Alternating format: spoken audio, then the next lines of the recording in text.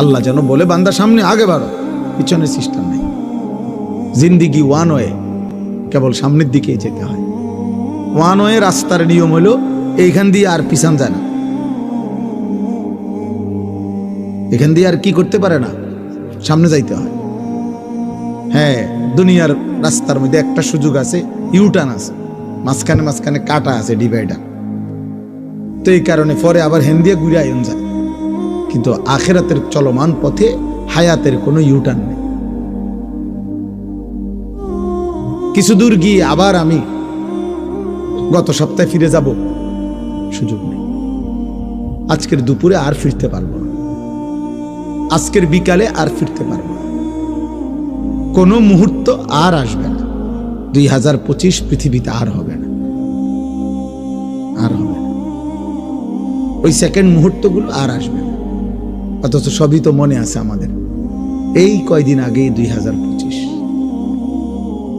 আল্লাহ তাআলা কোরআনুল কারীমের মধ্যে সময়ের বিভিন্ন পৃথক পৃথক নাম দিয়ে কসম করছে, গুরুত্বের জন্য কসম পর্যন্ত করছে আল্লাহ সময়ের নামে।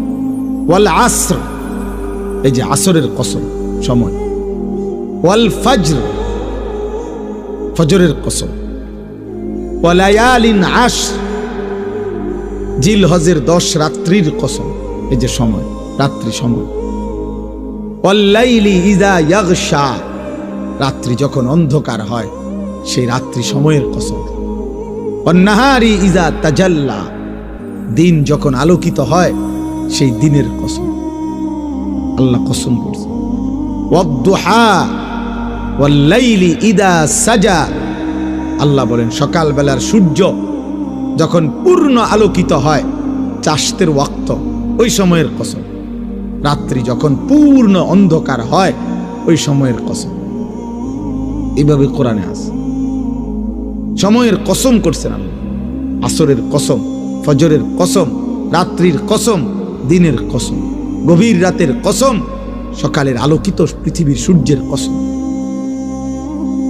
মুসলমানের নওজোয়ান, তোমরা বুঝতেছ, 24 ঘন্টা এমন অগণিত জীবন। 24টা ঘন্টায় তাকে জিজ্ঞাসা করেন যে সুস্থ স্বাভাবিক ছেলেটা, যে আব্বা তুমি গত 24 ঘন্টা কি করছো?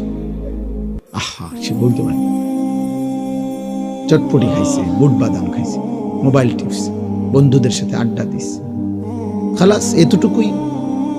জি, অতএব এটা জরুরি বাবা, আমার জন্য, আপনাদের জন্য।